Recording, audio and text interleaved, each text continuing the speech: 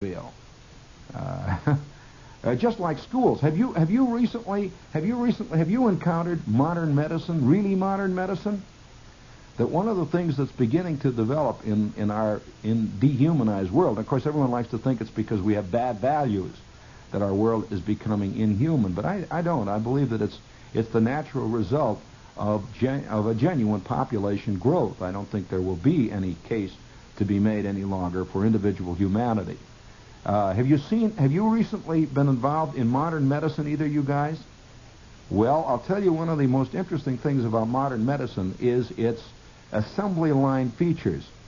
That growing up all over New York, for example, there are places where they have like 150, maybe 500 patients, and there might be 10 doctors, and you just come in on a great assembly line. They will examine you in a 2-hour period, 3-hour period of examination with X-rays and all that stuff, and they will make some kind of a diagnosis if there's anything wrong with you.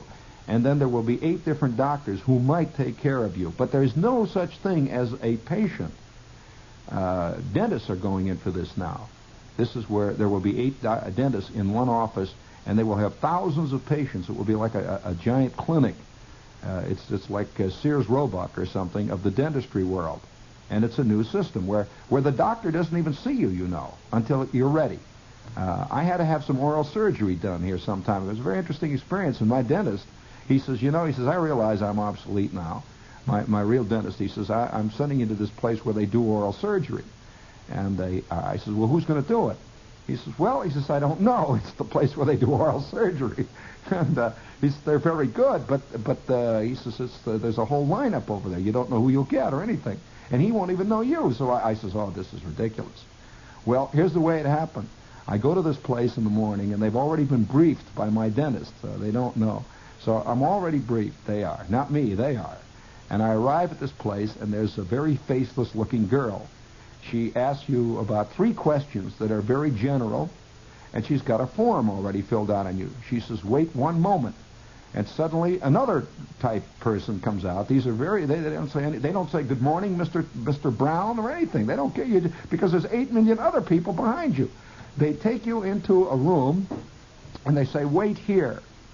And the girl asks you 2 more questions. She leaves, and another girl comes, and she's got equipment. She takes your blood test. She just very efficiently, she writes it down. And she says, all right. She says, are you allergic to penicillin? You say no. She says, okay. She leaves. And you're waiting in there. You're in a room, and you don't know what's going to happen. There has not been one doctor that has been involved with you yet at this point. And so then she says, all right, come with me. This is another girl, remember. You've already been in 3 different girls. Each girl is in charge of one phase of the operation. The girl who has just left you, who's been taking the blood pressure, is now in 8 other patients' rooms taking the same blood pressure. So finally, another girl comes, Walt, and she says, come with me. You have not even seen this girl. And she says, come with me now. And she takes you into this room where the operation is about to be performed. And there is still no doctor. And not a single guy have you seen. They put you down in this girl. She does. She puts you down on the desk, in the chair. She does all the stuff, puts the cloth over you and the thing over your head and all that, and you're waiting there, and nothing happens. There has not been a doctor, and suddenly you hear for the first time a male voice, and he says to this female, who has now been joined by another one, he says to this female, all the preparations ready? And she says, yes. And suddenly a man moves into your sight. You have not seen him up to this instant. He now has a chart. He takes a quick look at it, which he has probably already looked at. He wants to make sure he's got the right one. He takes a quick look at it, does not even look in your mouth. Get this. It's all done absolutely. Yeah, you're covered. Your little eyeballs are just looking up. Oh, yeah, you can't even see him. He's got a mask on. That's right. This guy looks like he can be Frankenstein or King Kong or a mad scientist. You know what he is. And then the one little moment of great humanity comes. He looks at you. He just looks at you through his mask, and he reaches his hand out. Well, now, the only thing, I didn't know whether he was going to grab me or hit me or what, So I stuck my hand out. I shook his hand. That's the only thing I could think of do. I shook his hand. He didn't say. He goes, and with that, they've rolled you. You got your sleeves up. They rolled you up, and they start with that. He says to the girl, these mysterious symbols that they use on this. 2cc, 2cc. He says like that. He says 1, 2, 3 drops. It goes in your arms. They're giving you the anesthetic, And he says, I want you to, he says, open your mouth wide. Can you hear me? And he's fading away. No. Boing, and it's all over. With that, you wake up, and he is cleared out. You don't see this guy anymore. And now another girl is behind you. She's the one that takes care of the blood. She's the one that comes in when all of it, and you're done. You know what? You get up, and everybody's gone. The whole Corps is my old friends, my old crew, the guy with the mask. Well, he's probably beheaded 9 other people since you've been out, So you get up, and she leads you, and you're staggering away back. You sit down in this room. She says, sit here. You sit down, and she's gone now. You think, well, now that's the blood one. That's the one she's going to be in charge of convalescence. And no. Suddenly another girl appears, and she says, what will you have? Will you have tea or coffee? Can you hear me? And of course, you're still out of your skull. Your eyeballs are going around. You've had the sodium pentothal, and birds are tweeting, and you're flying around the ceiling. She says, tea or coffee, please? Meaning she hasn't got time to fool around with this one guy. Tea or coffee? And I say, coffee, very good. Do you like it with sugar or cream or nothing? Your mind is just a staggering, nothing. And she says, very good. Instantly, you've got a cup of coffee. What am I doing? A cup of coffee? You start drinking a cup of coffee. And she says, if you desire, you may lay down. You may lie down. Sometimes people fall out of the window here. We like them to lie down. So I lie down for a second, and then I am up. And suddenly a girl comes with another one. I don't know the endless succession of these women, you see, all short, dark ladies with mustaches wearing white coats. Suddenly, none of them speak. I don't know, they have very special language. Suddenly she is there, and you think you are in the land of the egg people, or in some giant science fiction story, where these little monsters work on you. So she comes in and she says, are you all right? And you say yes, and then with that, grabs you by the scuff of the neck. You are up, and there 3 other little short guys are putting your coat on, and you are being propelled to the door. And and then you are sent down the chute to another place where a large lady with big glasses says, here, give this to your dentist's. No, she says, you are going to a drugstore. Do you have a drugstore? Yes.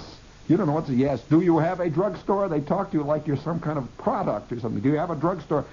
One thing interesting about these places, they treat all people as though they can neither hear, understand, or speak English. When in the new speak world, where everything is done by rote and automatic, they cannot take time out to say, well, this guy might be interesting. This guy might understand something. This guy here is a cretin. So they treat everyone like a cretin. Do you have a drugstore? Yes, madam, I do have a drugstore. You get a little bug. And then she gets very bugged because you are making an answer other than yes or no, which holds up the assembly line a little. She says, all right, ask for this. Can you read this? And I said, well, yes, I can read this. It says pot. It says marijuana or something. She says, very good, very good. Pay, please. And then they start asking for money right away. It's very automatic. So you reach in your pocket, and she's run a total credit check on you. It's all very automatic. They do not even accept money there.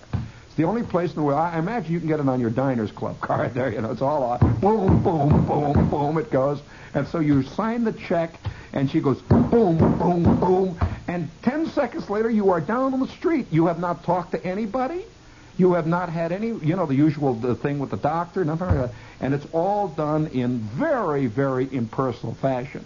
Now, I don't know how I would get in touch with that guy with the mask at 3 o'clock in the morning if all of a sudden the top of my head started to fall out and I was bleeding out of the ears, That happens. I don't know. I want the guy with the mask, the one with the funny head, with the ears. Yeah, hey, dental place. I want the guy that shook my hands. Yeah, well, I don't know who he is.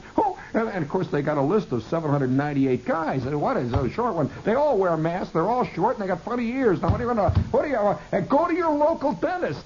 And, of course, my local dentist has already been swallowed up by the machine, and he's working in some place, obviously, where they go, tum, tum, tum, tum, ah, they hammer it out, tum, tum, tum, tum, tum. He said that he says that this is going all the way, that there are some places where they really compartmentalized it, where they have a phalanx of guys who only fill teeth on the lower left.